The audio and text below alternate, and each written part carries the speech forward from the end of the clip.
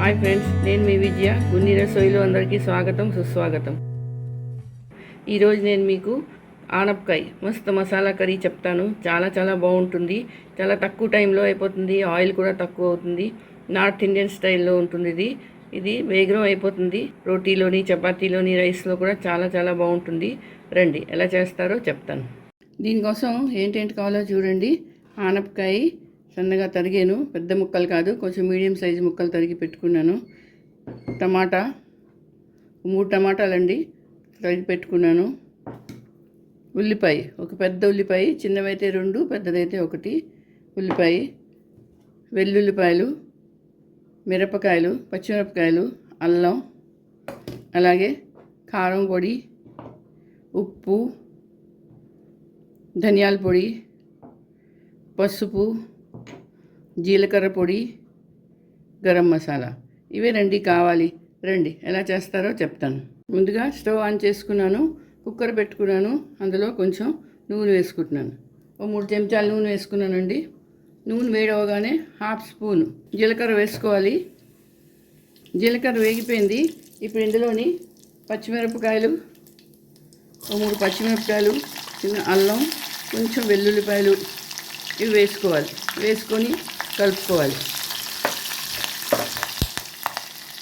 ఇప్పుడు తరిగిన ఉల్లిపాయలు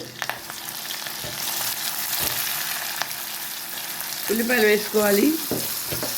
చూడండి, ఉల్లిపాయలు కొంచెం వేగాలండి. ఇది వేగుతున్నప్పుడు ఇందులోని కొంచెం ఉప్పు, మనకి ఎంత కావాలో అంత ఉప్పు వేసుకోవాలి. ఉప్పు, కొంచెం పసుపు, అలాగే ధనియాల పౌడరు, జీలకర్ర పౌడరు,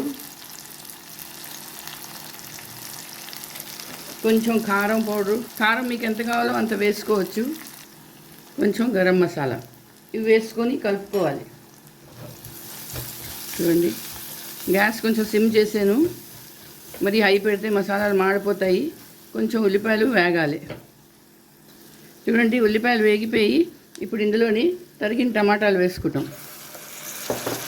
చిన్నవైతే 4, పెద్దవైతే 3 అండి. 3 కానీ 2 కానీ మీ ఇష్టం ఏదైనా వేసుకోవచ్చు. చాలా బాగుంటుంది. చాలా వేగంగా అయిపోతుంది.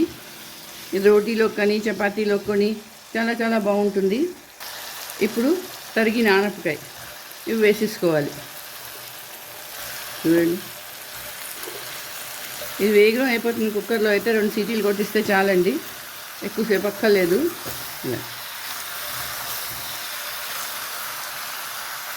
ఇప్పుడు కొంచెం వాటర్ వేసుకోవాలి.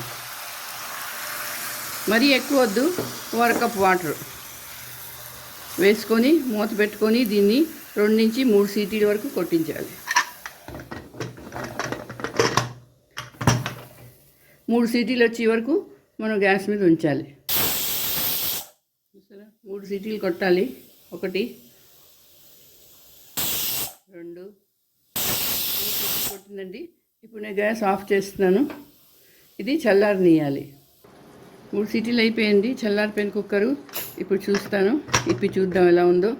చూసారా ఎంత బాగా ఉడికిపోయిందో, మెత్తగా ఉడికిపోయింది. ఇదిగో, ఇది ఇంకొక మాట గ్యాస్ ఆన్ చేసుకొని 2 నిమిషాలు గ్యాస్ మీదే పెట్టుకోవాలి.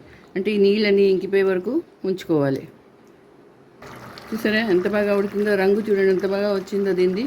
ఇదిగో మెత్తగా ఉడికిపోయిందండి.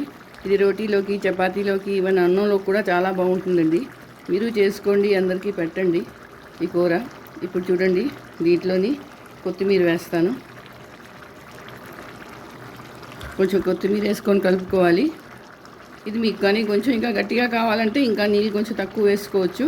లేదు రోటీలోకి వాటిలో అయితే కొంచెం నీళ్ళు ఇంత వేసుకుంటే సరిపోతుంది.